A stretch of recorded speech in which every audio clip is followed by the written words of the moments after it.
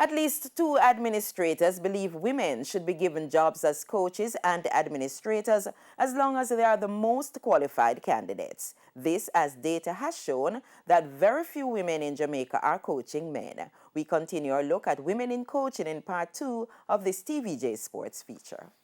An unscientific poll conducted by TVJ Sports has revealed that track and field employs the highest number of women who coach men in Jamaica. We counted about 6 women employed as coaches to men's teams, predominantly at the high school level, while our checks yielded 3 women giving instructions to men on the football field. It gets more complicated because our scientific research could not find a woman who coaches men at cricket, while we found that several men coach club-level netball, a sport predominantly played by women. The MVP Track Club, which boasts a high number of world and Olympic champions and medalists, employs 2009 World Sprint Hurdles champion Bridget Foster Hilton and Shaniki Osborne.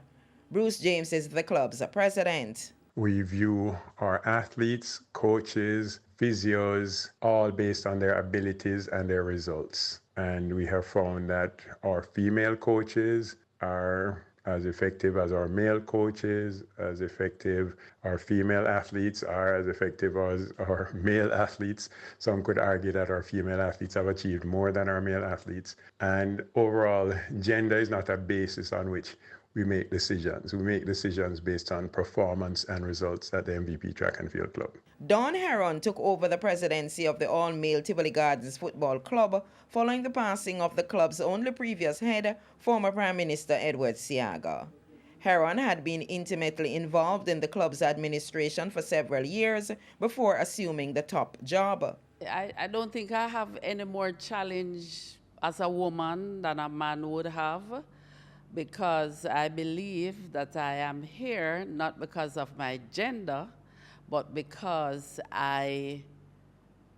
my experience, my knowledge of the job. I have been here with Mr. Seaga for many years, and I have learned, as they say, from the best.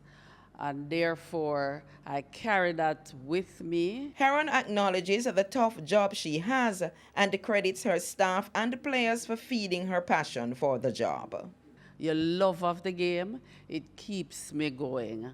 And my team, I have an awesome team. I have an awesome team of coaches and managers, my staff, the auxiliary staff, and importantly, my players, my boys, as I call them.